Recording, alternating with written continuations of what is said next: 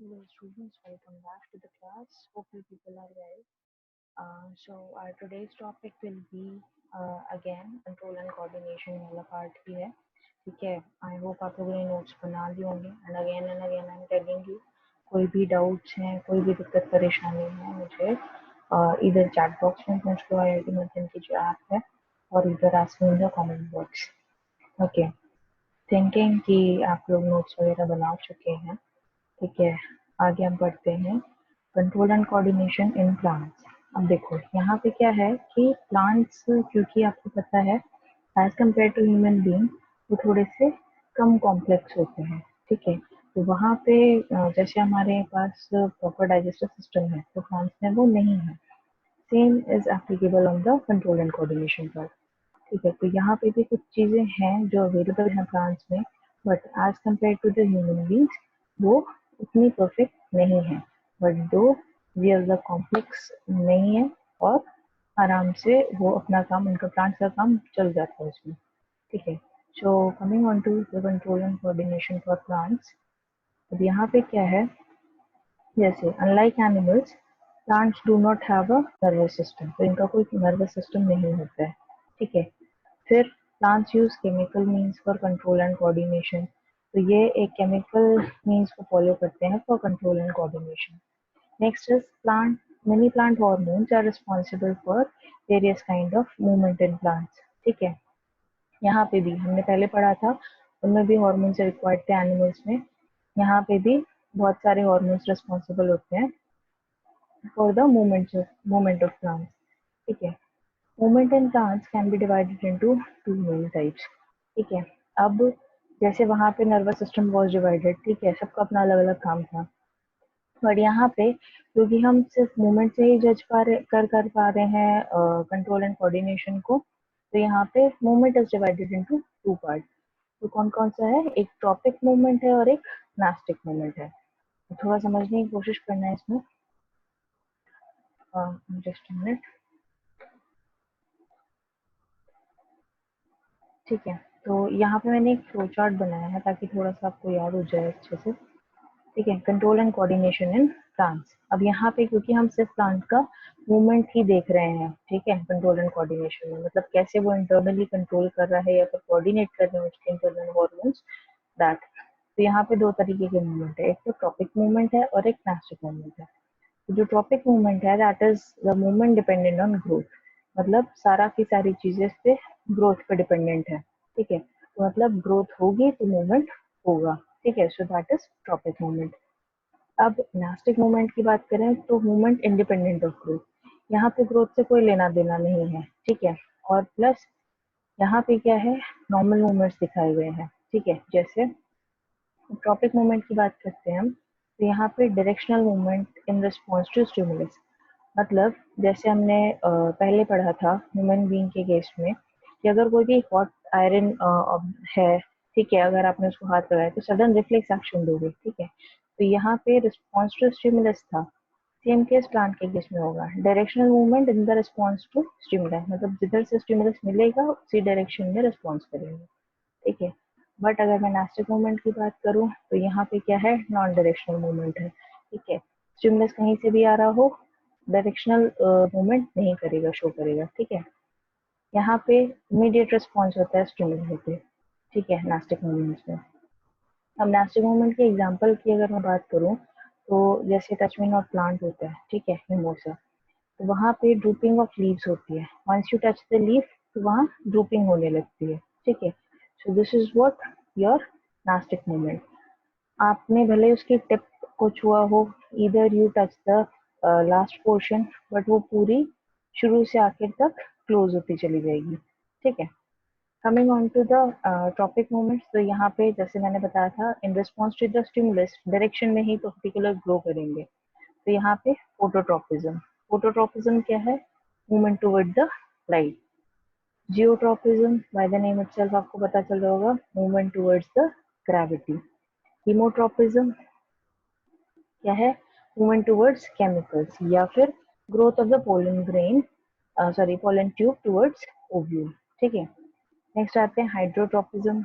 ये भी by the name itself आप पता लगा सकते हो, मूवमेंट टुवर्ड्स द वाटर. ट्रिग्मोट्रोपिज्म, ये क्या होता है? मूवमेंट्स टुवर्ड टच, ठीक है, लेकिन ये टच में नॉट प्लांट वाला केस नहीं है। सो इसी चीज को हम आगे बढ़ते हैं। तो ट्रॉपिक मूवमेंट को हम एक्सप्लेन कैसे करेंगे? The movement which are in a particular direction in relation to the stimulus are called as tropic movement, ठीक है। इन अ पर्टिकुलर डायरेक्शन याद रखना है यहाँ पे, and in relation to the stimulus याद रखना है।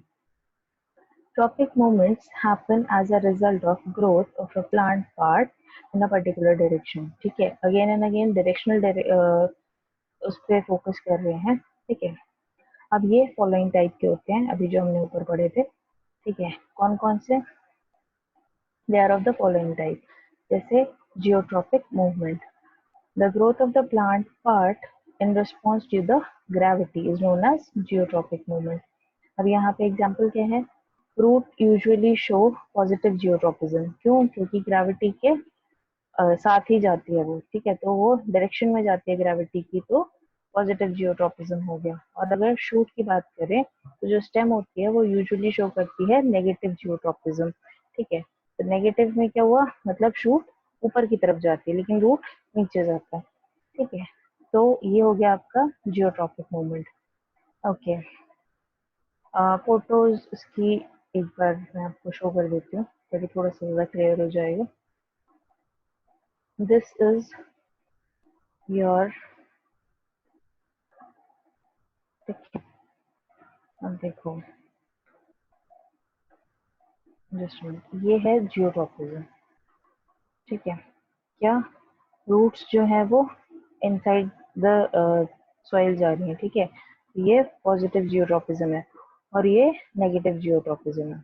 ओके, नेक्स्ट आते हैं, नेक्स्ट उस पे टॉपिक पे, that is what?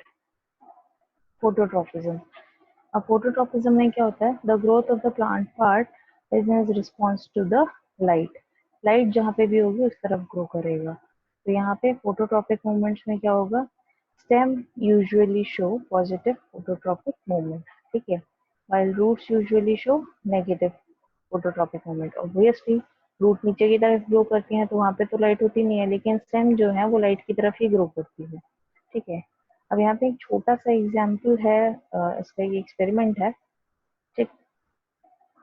If a plant is kept in a container in which no sunlight reaches and a hole in the container allows some sunlight, मतलब एक कंटेनर है, ठीक है, वहां पे लेकिन कहीं से भी सनलाइट नहीं आ सकती है, बट क्या किया है? एक छोटा सा होल कर दिया उस कंटेनर में, उसमें प्लांट रखा गया है। The stem finally grows in the direction of the sunlight। अब जहां से, जिस होल से वो सनलाइट आ रही होगी, वहां से क्या होगा? ये प्लांट उसी तरफ ग्रो करेगा। This happened because of a higher rate of cell division in the part of the stem which is away from the sunlight। अब दो जगह है, ठीक है। से for example this is plant, तो ये वाला जो पोर्शन है ये डायरेक्ट सनलाइट पे है और ये वाला जो पोर्शन है वो डायरेक्ट सनलाइट नहीं पड़ रही है इस पे, तो ये पोर्शन इलोंगेट कर जाएगा, ठीक है, इंस्टेड ऑफ ये, sorry. Okay, so over here, यहाँ तक कितना क्लियर है?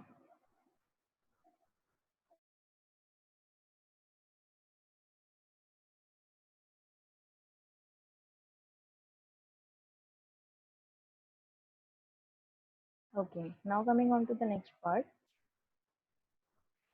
अब यहाँ पे क्या हुआ? As the result the stem bends, क्योंकि क्या हुआ? ये वाला इलोंगेट कर गया और ये वाला बचा हुआ था, तो यहाँ पे इलोंगेशन ज्यादा नहीं हुआ बट ये इलोंगेट कर गया। तो यहाँ पे क्या हुआ? The stem bend towards the light, the heightened rate of cell division is attained by the increase in the secretion of the plant hormone auxin in which in part away from the sun, ठीक है। जिस जो away from the सन है वहां पे क्या हुआ? Cell division होना शुरू कर दिया क्योंकि ऑक्सिन हार्मोन वहां पे डेवलप हो रहा था, ठीक है। Let me show you the diagram for this as well. This is phototropism, ठीक है।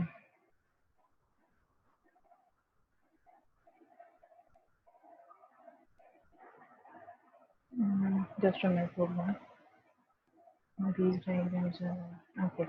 So this is phototropism. जैसे sunflower में देखो, sunflower towards the sun grow करता है, ठीक है, और इसकी रूट है इनसाइड ग्रो करेगी। यहाँ तक क्लियर है? कोई दिक्कत परेशानी? Okay, next coming on to the next part, that is hydrotrophic movement. अब हाइड्रो मीन्स वाटर, यहाँ से समझ में आ रहा है कि वाटर का मूवमेंट कुछ होता है, ठीक है। So when the root grows in the soil they usually grow towards the nearest source of water, ठीक है। तो जहाँ पे भी नियरेस्ट सोर्स होगा उस तरफ रूट ग्रो करेगी। दिस शोज पॉजिटिव हाइड्रोट्रोपिक मूवमेंट, ठीक है। नेक्स्ट आते हैं टिग्मोट्रोपिक, टिग्मोट्रोपिज्म। तो ये क्या होता है, मैंने आपको बताया था विद टच। तो बट यहाँ पे क्या है, that is not for the touchment of plant. ये क्या है, the growth in a plant part is response to the touch is known as thigmotropism. Such movements are seen in the tendrils of climbers. अब यहाँ पे देखो क्या है हुआ, टेंड्रिल को जहाँ पे भी सपोर्ट मिला वहाँ पे ग्रो कर जाएगी। So the tendril grows in a way so as it can coil around the support. The differential rate of cell division in different parts of the tendril happens due to the action of auxin. ये भी auxin की वजह से हो रहा है। Okay. Let me show you the diagram for this as well. ये hydrotropism का। अब यहाँ पे देखो इसको, इस जगह पे क्या हुआ, वाटर अवेलेबल था, रूट इसी तरफ ग्रो करने लगी है, ठीक है। अब यहाँ पे टिग्मोट्रोपिज्म, यहाँ पे इसको सपोर्ट मिला और ये इसी की तरफ कर्ल करने लगे। क्लियर है? अच्छा, कीमोट्रोपिज्म, कोलन ट्यूब की ग्रोथ हो रही है, नॉर्मल ये चीज। Okay, now coming on to next thing, that is nastic movements. यहाँ पे नास्टिक मूवमेंट्स कौन से होते हैं? सो फर्स्ट ऑफ ऑल हम इसकी एक्सप्लेनेशन पढ़ लेते हैं। The movements which do not depend on the direction from the stimulus, मतलब कि स्टिमुलस कहीं से भी मिलेगा लेकिन वो उसकी डायरेक्शन पे डिपेंड नहीं करता है, वो उसकी तरफ मूवमेंट नहीं करेगा, ठीक है। तो these are nastic movements. For example, when someone touches the leaves of mimosa while touching a plant, the leaf droop. The drooping is independent of the direction from which the leaves is touched. Such movement usually happen because of the changing water balance in the cell, ठीक है। When the leaf of the mimosa are touched, the cell in the leaf lose water and become flaccid, resulting in drooping, ठीक है। जैसे जब कोई भी tree, कोई plant मुरझा जाता है तो क्या होता है, दैट इज बिकॉज ऑफ कि उसमें वाटर की कमी है, ठीक है। तो सेम इसमें क्या होता है, जैसे ही आप टच करते हो तो वाटर फ्लो कर जाता है दूसरे उसमें और ये ड्रूपिंग कर देती है। Okay, next coming on to this plant hormone. अब प्लांट हार्मोन के केस में देखो,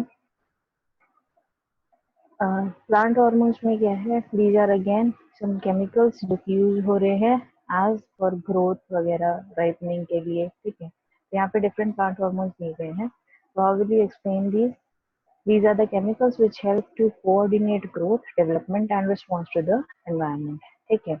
जैसे भी हमने ऑक्सीजन का ऊपर पढ़ा था, तो that is response to the environment.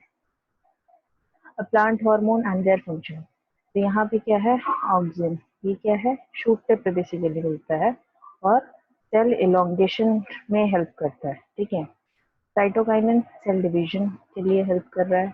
Gibberellin growth of stem के लिए यूज हो रहा है। एब्सिसिक एसिड इनहिबिट करता है ग्रोथ को, और ethylene ripening of the fruit में हेल्प कर रहा है। Okay, so this is all about the chapter control and coordination. यहाँ पे आपका चैप्टर कंप्लीट होता है। और एक बार मैं आपको इलास्टिक मूवमेंट की और पिक दिखा देती हूँ, दिस, ठीक है। कुछ ऐसी होती हैं लीव्स और जैसे आपको टच, आप उनको टच करोगे तो ये ऐसे मुरझा जाएंगे, ड्रूप हो जाएंगे। Okay, so here we complete this chapter, control and coordination. I would let you know another updates on our next chapter.